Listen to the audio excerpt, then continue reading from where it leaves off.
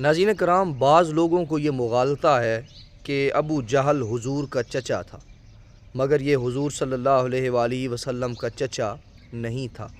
اور نہ ہی حضور سے کوئی اس کا خونی رشتہ تھا۔ آقا کریم علیہ السلام کا شجرہ نسب یوں ہے: محمد بن عبداللہ بن عبد المطلب بن ہاشم بن عبد مناف وغیرہ، اور اس کا عمر بن ہشام بن المغیرہ بن عبداللہ بن عمر وغیرہ، اور نبی پاک صلی اللہ علیہ وسلم کے دادا کا نام عبد المطلب تھا، اور یہ عبد المطلب کا بیٹا نہیں تھا، اور یہ مخزومی قبیلہ سے اور خاندان سے تعلق رکھتا تھا، اور آقا کریم علیہ السلام کے دادا عبد المطلب عبد مناف کے خاندان سے تعلق رکھتے تھے۔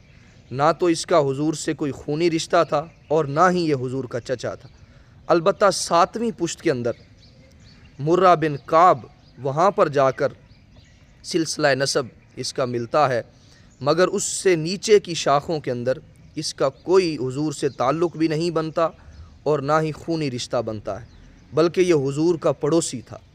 اور اس کا اصل نام عمر بن ہشام تھا، اور نبی پاک صلی اللہ علیہ وآلہ وسلم نے ابو جہل اس کو کور چشمی کی وجہ سے اس کو ٹائٹل عطا فرمایا، تو لہٰذا یہ حضور کا چچا نہ تھا اور نہ ہی خون رشتہ دار تھا، بلکہ یہ حضور کا پڑوسی تھا۔ جزاک اللہ۔